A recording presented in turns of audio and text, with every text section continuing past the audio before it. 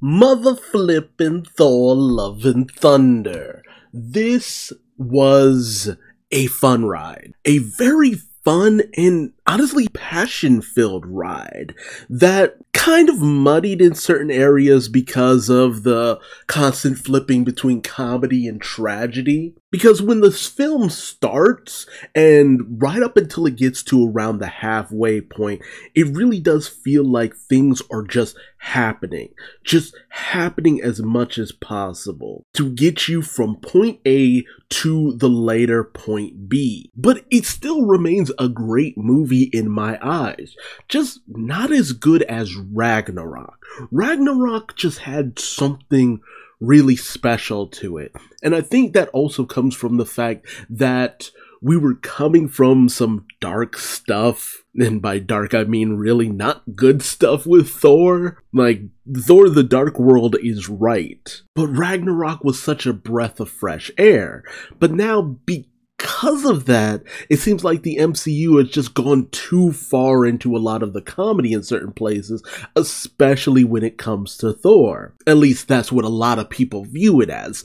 Me, it's kind of hit or miss. This movie obviously has a message, and it is super obvious what the message is. It's literally in the title, it's literally said at the finale. But if the comedy feels too forced to you, or you feel like you have whiplash because of the comedy going to tragedy, and the comedy kind of steering the conversation away from the tragedy, I feel like you're kind of missing the forest for the tree. It felt like Taika Waititi was trying to create essentially what is someone who has been through a lot of dark, hard shit, still trying to find the humor and joy in life, which is essentially Thor's journey. He's gone through dark, terrible things. He's lost every member of his family, pretty much every friend that he has, and he's trying his damnedest to still find some joy, to find some meaning in it all. And you also have a great story in the fact that Thor and Gore are two sides of the same coin. Thor has lost so much at this point, and Gore has as well. He's lost his family, he's lost his faith. And unlike Thor, who has kind of turned inward on himself and is just going through the motions, he's just doing action for the sake of action, being the big damn hero because that's all he really knows how to be, Gore has decided to become the ultimate villain. Although it's more of a corruption with the All Black rather than him deciding to use the All Black for malicious intent.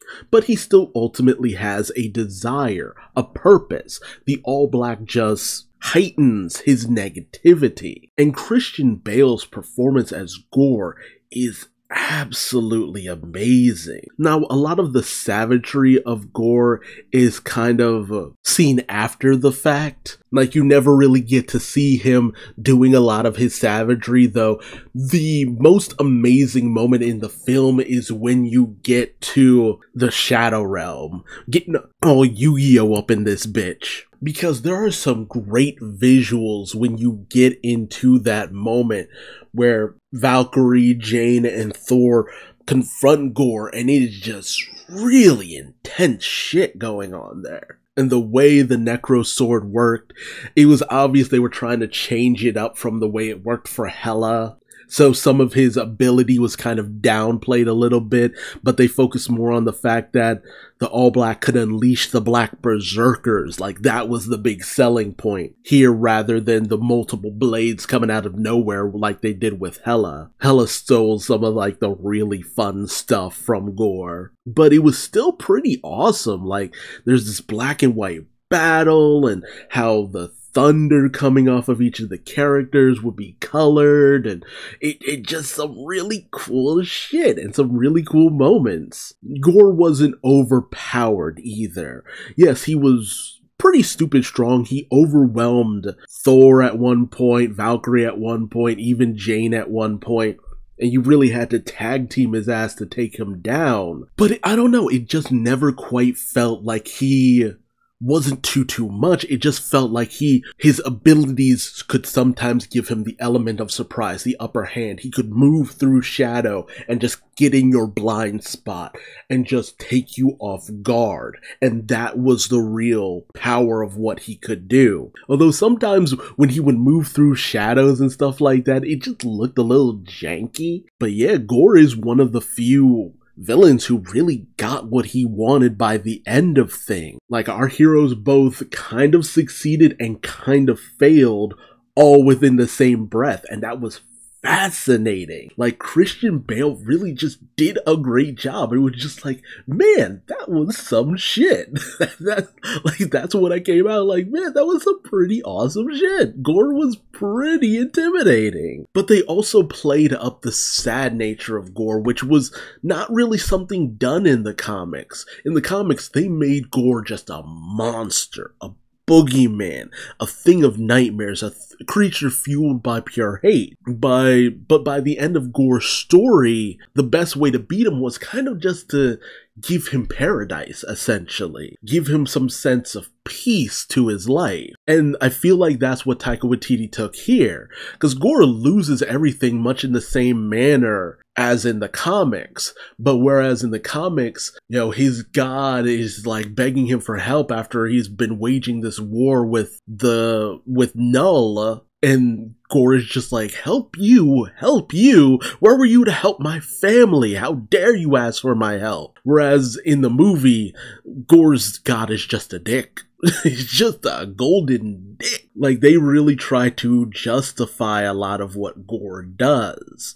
And every machination of his plan is just a means to an end. And honestly, even Thor not having Mjolnir in this movie kind of works a little bit better in the comics, because when Thor was unworthy in the comics, it was like, how it happened, it will always sit kind of weird with me. Also, I love the fact that Thor's relationship with Stormbreaker is completely on the outs because he's still pining for Mjolnir. And it's obvious Thor's just longing for his previous glory, the good old days of how things used to be and stuff like that. I feel like they really downplayed Valkyrie though in this. It just, they made some promises as to what was going on with Valkyrie, and it felt like they just did not keep it. She had some great action moments, a few great moments here and there, but overall, just, they did not deliver on some things I thought were going to happen in this movie.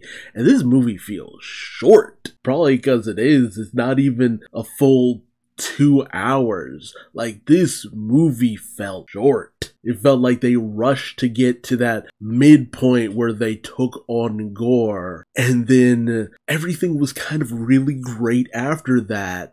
But once we got to the conclusion and the climax, I'm just like, oh, we're at the climax already. Oh, okay then. Like, that's what it felt like. Like, whoa. So that was a bit of a negative for me as well. Like, I really just feel like Tessa Thompson did not get the shine I thought she was going to get. Like, I feel like there's a director's cut version of this that is a full 2 hours that adds in just a little bit more here and there. And with Jane, just, jeez, they really do some great things with Jane Foster's Thor. They don't play up the mystery, because, I mean, it was interesting in the comics when you didn't know, but that's the big selling point of this movie, is Jane is Thor. But they also don't sugarcoat how sucky cancer is, but they don't do the woe is me thing. Well, Jane is trying to fight off the woe is me thing of, oh, I've got cancer and it's terminal. I am not living through this. I am going to die. And it's a matter of her seeking out Mjolnir because it might give her some vitality back, but ultimately it is not a cure-all for her. And that is the sad thing. They even include the thing from her Thor run where we found out her mother had cancer and had died from it. And though it's a brief moment, it really adds on to Jane not wanting to just fear cancer, because she saw her mother slowly wither away from cancer and die. And they don't even include the fact that in the comics, her father did his best to raise Jane and put her through school, you know, get her as far as possible, only for him to later die of a heart attack. So Jane's been through some shit in her life. But Jane's journey is just one to choose how she goes out and what she goes out doing. You know, she's become this world-renowned physicist. She's written books, she's gotten awards, she's done amazing things with her mind, but it still doesn't feel like enough for her. She doesn't just want to just pass out dead, maybe never even finishing a project. She chooses to just go out trying to help people. That's what she chooses, and ultimately, spoiler alert, that's what happens. And they don't pull the kind of ass pull they did in the comics where they're just like, you were too popular, we shall make sure you do not die. And just like, no, she dies. Jane full on dies in battle, goes to Valhalla, even get to see friggin' Heimdall, Idris Elba. I'm surprised he appeared for that post-credit scene to welcome Jane into Valhalla. Thank you for taking care of my son, which really took me off guard because it's just like, wait, Heimdall had a son? That was wild. I don't remember them ever mentioning he had a son in any of the movies, but who knows? I mean, Sif and Heimdall are supposed to be brother and sister. Man, good on Jamie Alexander for still coming back and playing Sif, because they didn't really do her character justice in this movie.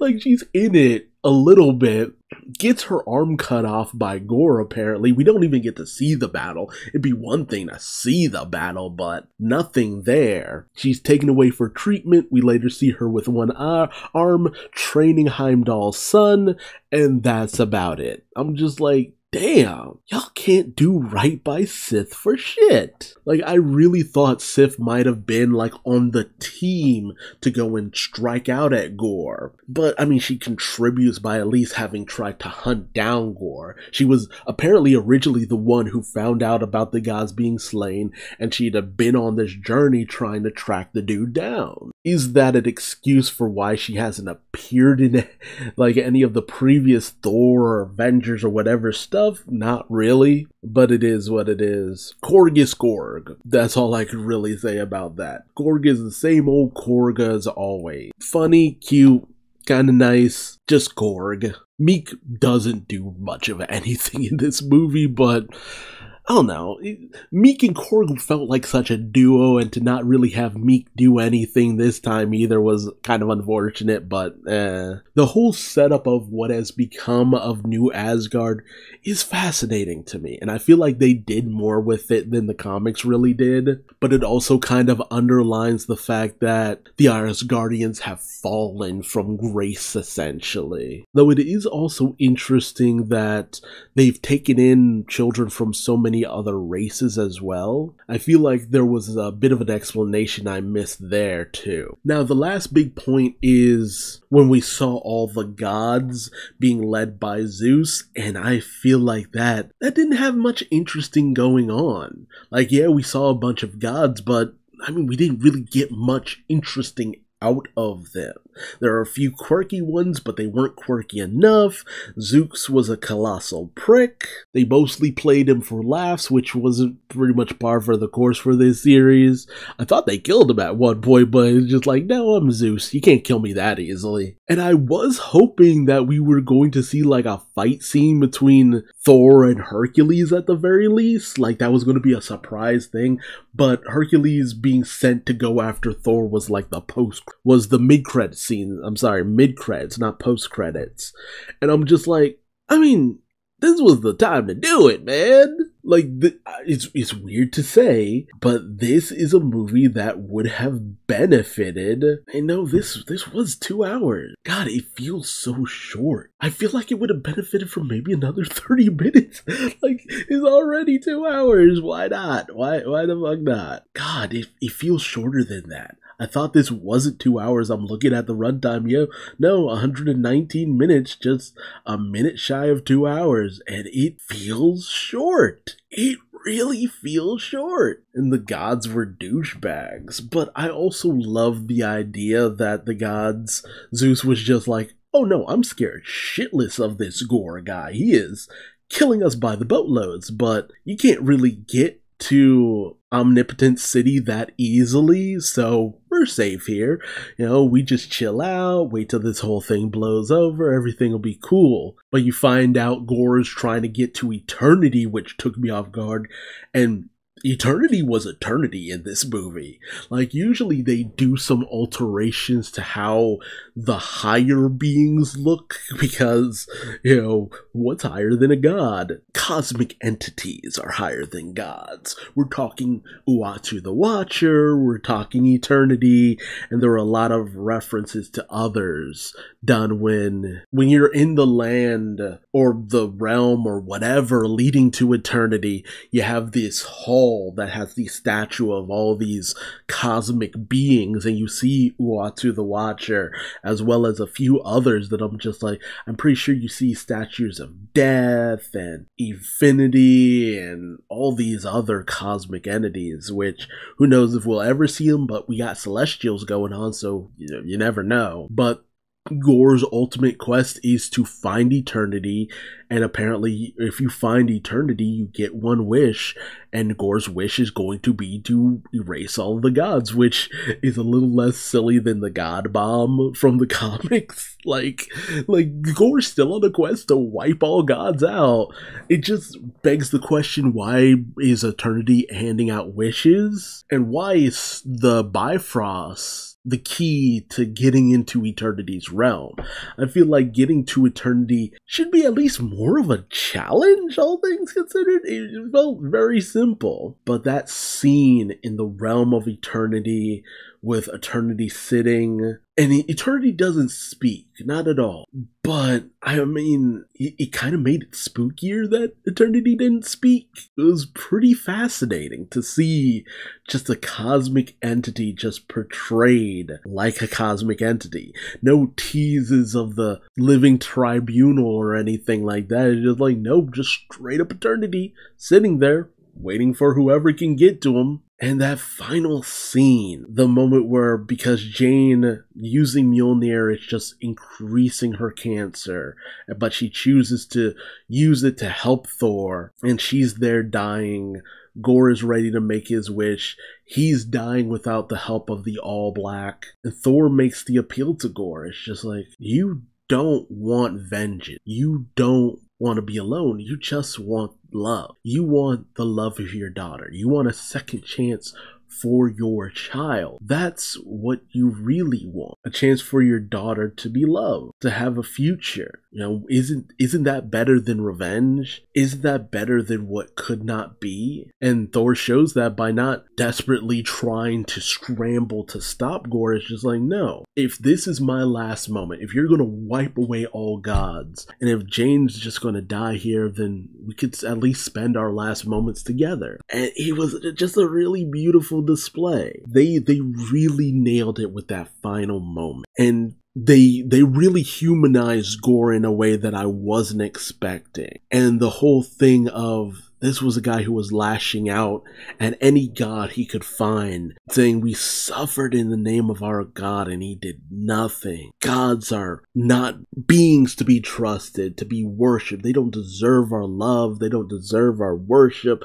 They're cruel. They're uncaring. They give us nothing. They only celebrate what they want, which you kind of see that with Zeus and Omnipotent City. They're just out there living their best lives and thinking of sacrifices humans used to make and longing for those days and stuff like that. And like, no, the gods are dicks. Hell, you need look no further than most myths to see that the gods were dicks. And even Thor used to be that previously as well. The colossal dick, even Odin was a dick. Gods are assholes. But the message seems to just be that you could live a life of vengeance. You can live a life of sadness. Or you could choose love. Love where you can find it. Love where you can give it. To give something positive back into the universe. To do something positive instead of always focusing on the negative. And ultimately Gore sees this, sees their display of love, and chooses to have his daughter return. with Thor saying that he will take care of her, to make sure she is taken care of. And Gore trusts him with that because he sees that Thor is capable of love, even in the darkest time, even in the process of losing someone he loves.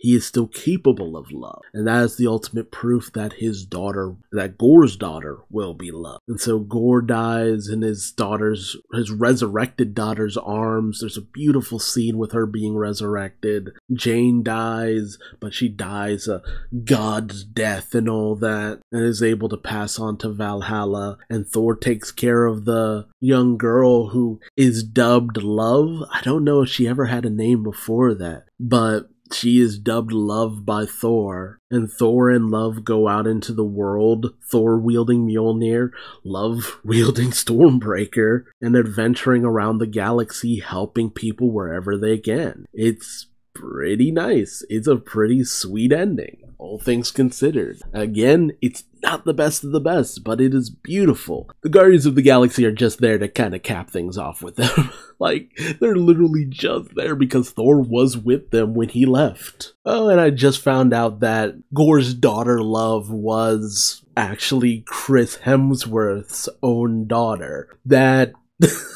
It's funny too because they work so well. I'm just like, man, why does it feel like they work so well together? And it's just like, no, because Thor adopting Gore's daughter, that's Chris Hemsworth playing with his actual daughter, and it is absolutely adorable. Apparently his wife was in it too, as one of Thor's past lovers, and Christian Bale, Natalie Portman, and Taika Waititi's children played some of the Asgardian children who were kidnapped. Damn! They played this really smart. I was wondering about the whole thing with all the children too, because the children were really more involved than you would have thought when Gore kidnaps the children to get Thor to come after him, but still pull his punches so that they could find the children and all that. That was a smart plan. But there were just these great, hilarious moments with the children. But yeah, no. Ultimately, this movie as a whole has hilarity, it has heart, but it is a desperate balancing act to do both. They use the screaming goat's tooth gnashing tooth grinder a lot, and they were hilarious, but sometimes uncalled for. But it's definitely worth a watch. I feel like the critics are being too overly critical on this, but I also feel like it's not though those criticisms aren't founded, but the low score it's getting is just like, no, this isn't a terrible movie. It's just a movie that has a bit of an issue making sure its tone is kept because it's juggling two different tones, but it's worth a watch. If you haven't checked it out, why have you been watching this or listening to me? You should have long since watched this movie. It is great, it is fantastic. Just sit back, enjoy the ride, eat some popcorn, feel some feels, and experience the love and thunder. Until next time, I've been Duuz-Diz-Din, and I hope to see you in the next video. Until then, bye-bye.